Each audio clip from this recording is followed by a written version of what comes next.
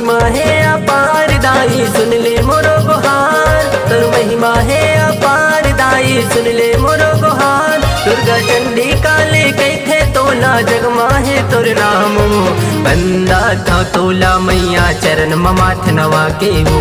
बघवा माँ बैठे तय करके 16 सिंगारे वो, बंदा था तोला मैया चरण ममाथ नवा के वो।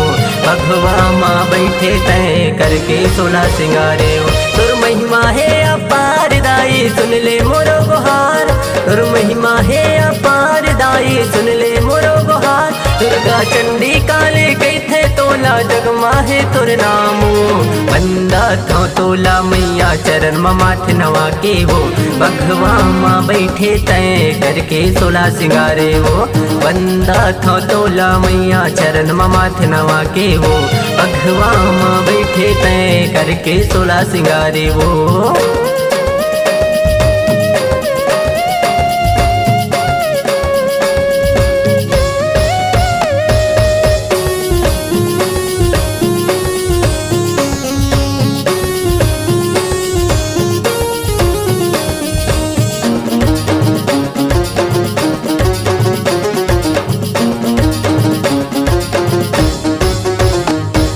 लाल चुनरिया ओढ़े माता मोहनी तोर मूर्तियाओ, गोंदा फूल के हार चघावो धर के नरियर भेलाओ। तोरे दुआरी माए हावो दर्शन दे मोलाओ, तोरे दुआरी माए हावो दर्शन दे मोलाओ।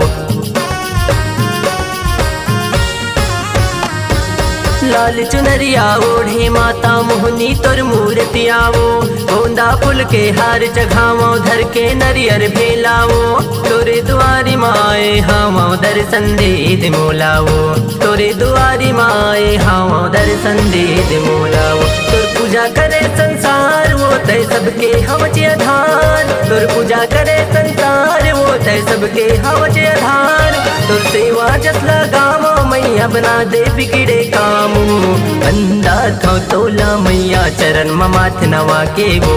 बघवा माँ बैठे तय करके 16 सिंगारे वो, बंदा था तोला मैया चरण ममाथ नवा के वो। बघवा माँ बैठे तय करके 16 सिंगारे वो।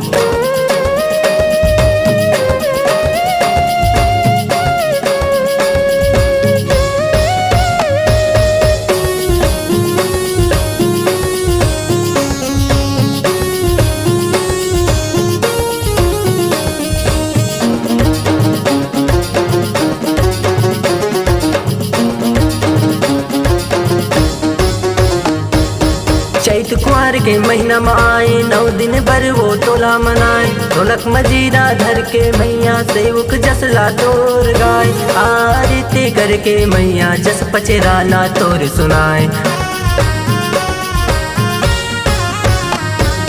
चैत कुंवर के महीना में आए 9 दिन बर वो तोला मनाए। ढोलक मजीरा धर के मैया सेवक जसला तोर गाय, आरती करके मैया जस पचराला तोर सुनाए।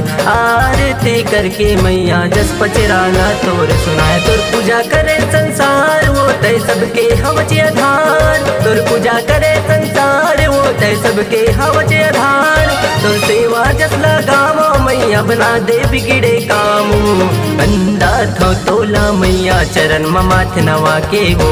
बघवा माँ बैठे तय करके 16 सिंगारे वो, बंदा थो तोला मैया चरण ममाथ नवा के वो। बघवा माँ बैठे तय करके 16 सिंगारे वो।